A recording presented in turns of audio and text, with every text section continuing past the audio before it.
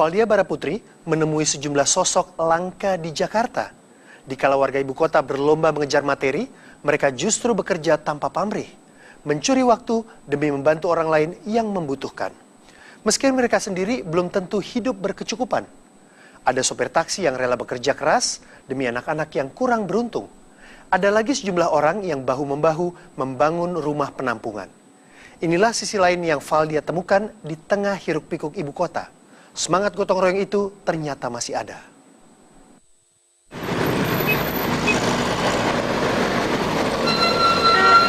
Bayu Ahmadianto menghadapi kepadatan lalu lintas seperti ini setiap hari sejak 3 tahun lalu. Ia menghabiskan lebih dari 10 jam per hari di jalanan Jakarta, tempat yang membuat stres jutaan penggunanya. Berat nggak tuh, Mas? Ya, lumayan sih. Tapi insya Allah kuat kok. Tapi di sela kesibukannya mencari nafkah, ia mengantarkan buku untuk anak-anak dengan sukarela.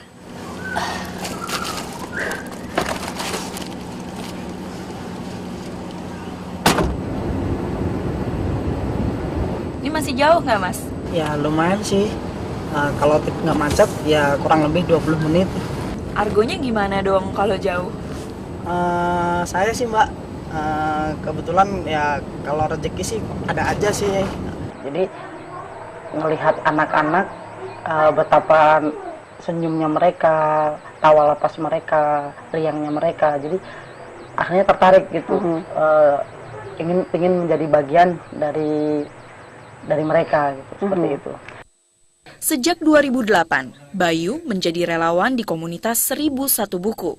Sebuah komunitas yang mengumpulkan buku dari masyarakat untuk dikirimkan ke taman-taman bacaan di seluruh Indonesia. Sebagai relawan di komunitas ini, tugas Bayu tak hanya mengantarkan buku. Sortir, packing, dan distribution sama book drop box dan kegiatan lainnya, misalkan workshop kepenulisan atau workshop relawan dan lain sebagainya. Ini buku mewarnai juga tuh. Iya, sekalian diwarnai. Bersama para relawan lainnya, Bayu juga rutin menyortir buku-buku yang disumbangkan sesuai dengan jenis dan kebutuhan taman bacaan.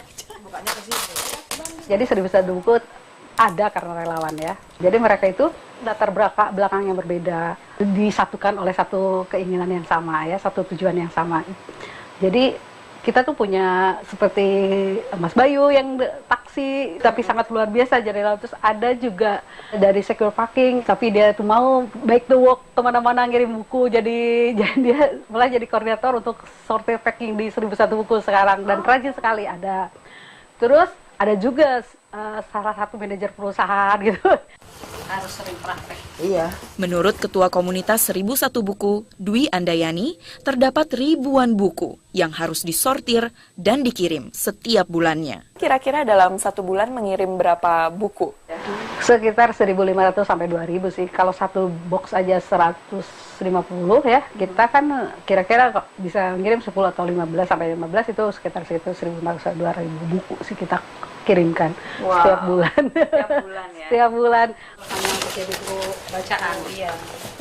Waktu sortir, packing sama distribusi itu kan membutuhkan waktu yang cukup panjang begitu ya. Apalagi di sini ada beribu-ribu buku yang harus disortir, dikemas, kemudian didistribusikan gitu.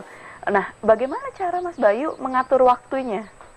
Nah, untuk mengatur waktu pada saat saya lagi libur ataupun pada saat mengantar penumpang yang tujuannya dekat dengan sekretariat 1001 Buku seperti itu.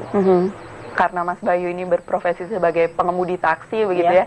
Jadi sering juga nih menggunakan taksinya untuk distribusi kemana-mana gitu. Pernah waktu itu ya pada saat itu dekat dengan lokasi sekitar ya udah saya bawa buku itu, akhirnya saya antar ke kantor pos seperti itu. Itu argonya bagaimana? Argonya kalau untuk argo sih urusan belakangan sih ya Kak. Insya Allah di balik itu pasti ada rezeki yang lain gitu. Jadi ya seperti itu. Oke. Bayu juga mempromosikan komunitasnya kepada setiap penumpang taksinya demi mendapatkan lebih banyak sumbangan buku dan bantuan. Ia tak peduli jerih payahnya dicibir. Malah ada yang pernah bilang saya bodoh gitu, tolol, ngapain sih bantu-bantu orang, sedangkan kita sendiri masih kayak gini. Terus dalam hati saya bicara, loh, membantu itu kan nggak harus dengan uang gitu, nggak harus kaya dulu baru membantu. Membantu itu semampu kita, mau baik tenaga, pikiran, ataupun waktu, itu pun udah cukup kita untuk menjadi seorang sukarelawan. Jadi nggak harus kaya dengan keuangannya, nggak harus. Semangat Bayu menolong orang lain tanpa pamrih juga saya lihat di sebuah rumah di Jakarta Selatan. Hari itu, puluhan orang bahu-membahu mengecat rumah yang nantinya akan dijadikan sebagai penampungan sementara untuk anak-anak sakit yang belum mendapatkan tempat di rumah sakit. Rumah ini dinamakan Rumah Harapan. Kalau Rumah Harapan ini sebetulnya mimpi yang udah ada di kepala dari tahun 2012. Ketika itu saya sering bolak-balik ke rumah sakit, mendampingi anak-anak yang sakit, sekedar bercerita dan sebagainya. Dan pada saat itu saya melihat ada banyak sekali orang yang datang dari daerah yang tidak mendapat tempat di rumah sakit karena kapasitas rumah sakit terbatas. Akhirnya mereka bingung mau tinggal di mana. Valencia Mikeranda adalah pendiri Rumah Harapan. Ia juga menggagas beberapa kegiatan sosial lainnya seperti Blood for Life, komunitas yang menyebarkan informasi kebutuhan donor darah, dan Three Little Angels, komunitas yang mengumpulkan bantuan untuk anak-anak sakit keras. Valencia mengaku tidak pernah kesulitan mendapatkan bantuan dari masyarakat untuk semua kegiatan sosialnya. Menurutnya, tak sedikit orang yang mau membantu secara sukarela. Waktu itu ada kebakaran di Ben Hill. Ini kebakaran kan semua orang pulang kampung tadinya kan. Saya mikir agak sulit nih menggerakkan orang-orang untuk mau datang membantu. Tapi kemudian setelah melalui online sosial media kita gerakin, ternyata memang anak muda di Indonesia ini seneng gitu, mau berbuat baik ya. Jadi begitu saya kumpulin, ternyata pada saat itu kita butuh hanya 20 orang volunteer untuk 400 anak. Yang datang ada 60 orang. Selalu seperti itu antusiasme yang Valen dapatkan? Sepertinya begitu, karena orang Indonesia memang luar biasa ya, terutama anak-anak muda. Karena setiap orang di dalam diri setiap orang ada keinginan untuk menjadi pahlawan. Everybody wants to be a hero kan. Selalu ada keinginan untuk berbuat baik gitu. Karena setiap manusia terlahir dengan hati nurani. Ada keinginan untuk memenuhi kebutuhan hati nurani untuk selalu feel good by doing good things gitu. Layaknya warga kota besar lainnya, Valen memanfaatkan media sosial untuk menyebarkan informasi kegiatan sosial yang digagasnya, termasuk kegiatan hari itu di Rumah Harapan. Bantuan relawan terus berdatangan. Pekerjaan mengecat yang dibagi menjadi 2 shift, pagi dan siang, tidak pernah kekurangan tenaga. Relawan yang datang pun berasal dari berbagai kalangan, termasuk selebriti.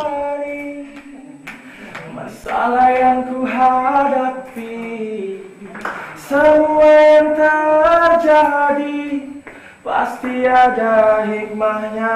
Waktu memulai ada perasaan, aduh ada yang mau bantu nggak ya? Iya pasti Mbak, apalagi saya tidak dikenal orang, saya nggak punya lembaga, saya hanya emak-emak biasa.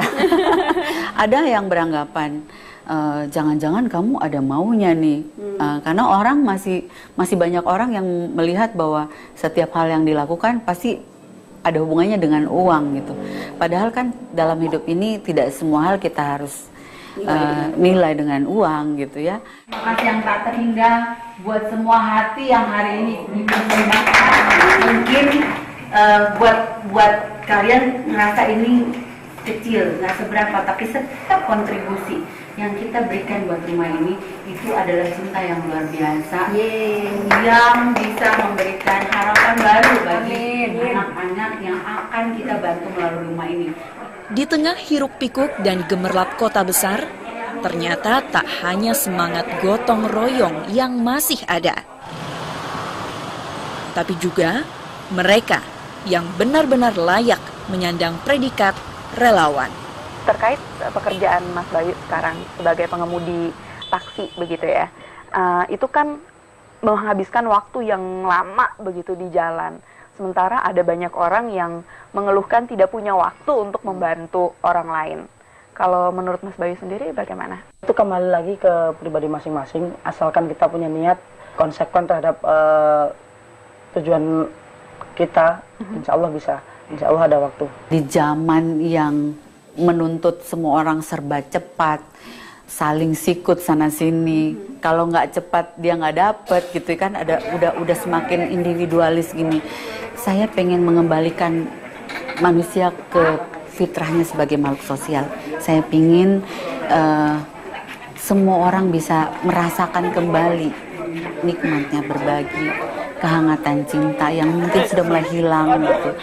Saya ingin di tengah-tengah teriknya matahari Jakarta yang panas, mulai kembali ada kehangatan di hati setiap orang. Di antara sesaknya jalanan, padatnya jalan Jakarta, ketika orang baca kisah-kisah inspiratif, kisah-kisah bagaimana orang lain bisa tertolong karena gerakan kecil kita, itu bisa menghangatkan hati banyak orang. Kutitipkan harapan dan cinta untuk anak-anak di rumah ini.